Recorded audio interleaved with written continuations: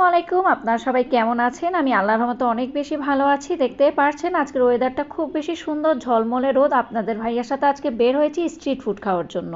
আজকে আমি কোথায় এসেছি আপনারা গেস করুন তো। আজকে আমি চলে এসেছি খুবই জনপ্রিয় একটি জায়গায়, যেখানে কিনা আপনি কম দামে খুব মজার মজার স্ট্রিট ফুড খেতে পারবেন। কিন্তু বিশ্বাস করেন, আমার এত বেশি মন খারাপ হয়েছে যাওয়ার পর। ওনারা বললো ওনারা বিকেল 4টা থেকে এই জায়গাটাতে বসে, কিন্তু আমি যেতে যেতে রাত 8টা বেজে গিয়েছিল। তো সেজন্য দেখলাম যে অনেকগুলো স্ট্রিট ফুড কিন্তু ওনাদের শেষ হয়ে গিয়েছিল।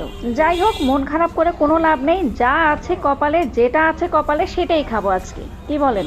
আপনারা নিশ্চয়ই বুঝে গিয়েছেন আমি আজকে কি খাওয়ার জন্য এত দূর থেকে এত দূরে কষ্ট করে গেলাম। জি, আপনারা ঠিকই ধরেছেন, আমি আজকে মাত্র 100 টাকা দিয়ে মিট বক্স খেতে এসেছি।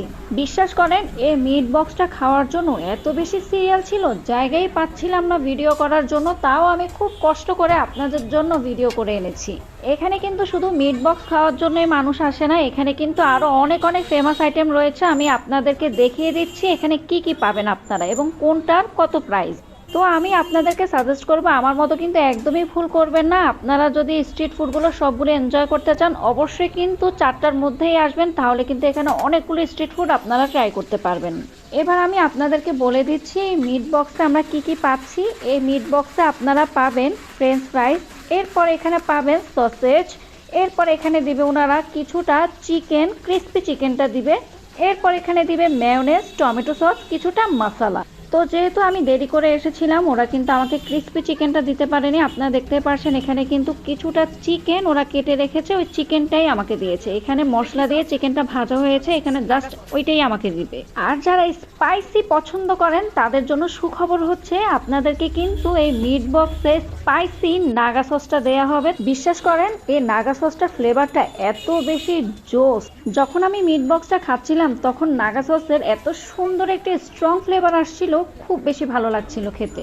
দেখতে পাচ্ছেন এখন কিন্তু আমার মিট বক্সটা বানানো হচ্ছে, তো দেখেই তো এত বেশি লোভ লাগছিল। বিশ্বাস করেন, মানে এই মিট বক্সটা আমি আপনাদেরকে সাজেস্ট করছি, আপনারা যারা এই জায়গাটাতে আসবেন অবশ্যই কিন্তু এই মিট বক্সটা একবার হলেও ট্রাই করে দেখবেন।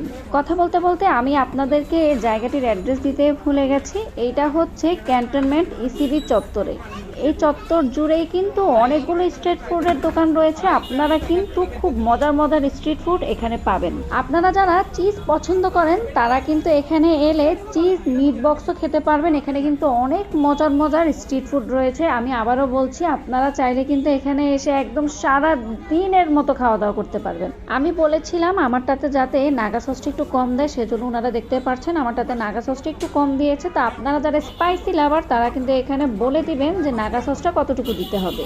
তো আপনারা দেখতে পেয়েছেন এখানে কিন্তু আমি 2টি মিট বক্স নিয়েছি। একটি মিট বক্স আমি এখানে খাবো, আরেকটি আমি বাসার জন্য পার্সেল করে নিয়েছি।